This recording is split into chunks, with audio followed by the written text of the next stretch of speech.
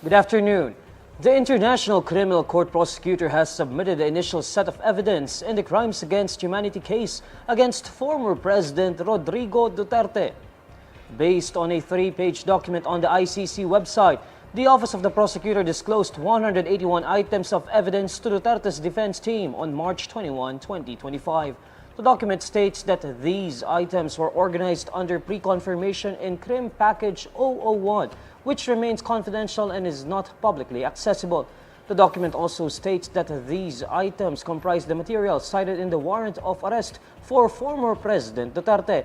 The ICC currently has custody of former President Duterte after he was arrested and sent to The Hague, Netherlands, for crimes against humanity he allegedly committed during his administration's war against drugs.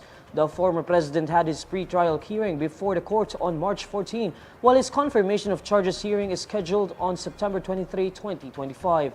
During the confirmation of charges hearing, former President Duterte can contest the charges and challenge the pieces of evidence provided by the prosecutor against him. The former president could also present his evidence and file for an interim release. Senate President Cheese Escudero maintains that Philippine sovereignty was not compromised following the arrest and eventual surrender of former President Rodrigo Duterte to the International Criminal Court. In a forum on Wednesday, March 26, Escudero emphasizes that under existing laws, individuals accused of crimes against humanity can be brought before the International Criminal Court. Una, mga Pilipino ang nagsampa ng kaso sa ICC, hindi mga dayuhan. Pilipino rin ang nagdesisyon. Sabi nga ni Secretary Remulla, hindi ba, na gawin ito. Wala namang dayuhang nang himasok doon. Wala namang pending na kaso dito laban kay dating Pangulong Duterte para sabihin mong tinanggalan natin ng jurisdiction yung Pilipinong huwes na magpasya sa kasong ito at pinasa natin sa dayuhan dahil nga walang pending case. Escudero says the country's sovereignty was not compromised even after the former president was arrested and brought under the custody of the ICC. In the case of Duterte, Escudero says it was the victims' families that had chosen the venue to meet their desired justice. So, wala akong nakikitang pag-agaw, ika nga, ng jurisdiksyon ng korte sa Pilipinas kaugnay sa isyu at bagay na ito. At sang-ayon sa batas din na umiirol sa atin, na sinight din naman sa hearing, pwedeng dalhin ang sino mang akusado, Pilipino man o dayuhan, sa International Court kaugnay ng crimes against humanity ng mga individual. Yan ay batas pa rin na umiiral sa ating bansa. Lalo na kung wala namang kasong dinidinig dito at wala namang pending na kaso dito laban sa kanya. The former president was arrested on March 11, 2025 at the Ninoy Aquino International Airport upon his return from Hong Kong. The arrest was based on a warrant issued by the ICC charging him with crimes against humanity related to his anti-drug campaign during his presidency.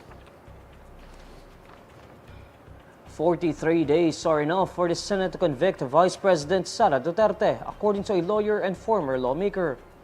Vice President Duterte was impeached by the House of Representatives on February 5. The articles of impeachment were transmitted to the Senate on the same day, but Senate President Cheese Escudero took a firm stance against rushing the impeachment trial of the Vice President. Escudero maintained that pre-trial of the impeachment will only start on June 24.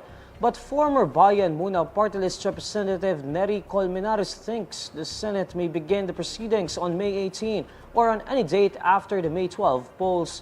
Colmenares notes that the period should be before the new set of senators can assume the role of judge in the 20th Congress. Colmenares maintains that the impeachment trial against the Vice President should start now, as this is the requirement of the Constitution. The former House member says the trial will be swift if the Senate would only concentrate on one ground for impeachment, specifically the missing 125 million pesos confidential funds.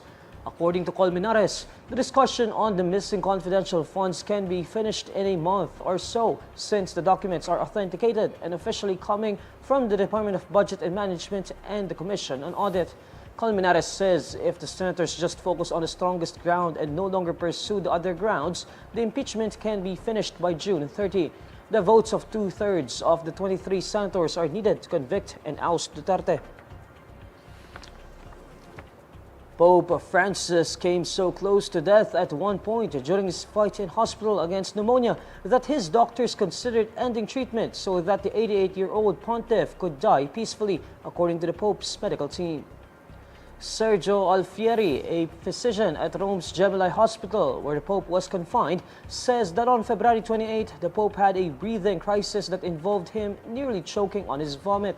According to Alfieri, during this crisis, the Pope's medical team thought the Pope might not make it. Alfieri then says that they had to choose if they would stop the Pope's medical treatment and let him go peacefully, or if they should go forward with other therapies possible, which could have the risk of damaging the Pope's other organs. The Pope was admitted to the hospital on February 14 for a bout of bronchitis that developed into double pneumonia. After more than 30 days in the hospital, the Pope was discharged and returned to the Vatican on March 23. Francis, who had part of one lung removed as a young man and lost weight in hospital, still faces a long recovery of at least 2 months. And these are the stories you need to know today. I'm Neil Mercado. Follow INQUIRER.net on Facebook, X, YouTube, TikTok, Instagram, and Reddit. For more stories, visit INQUIRER.net. Good afternoon.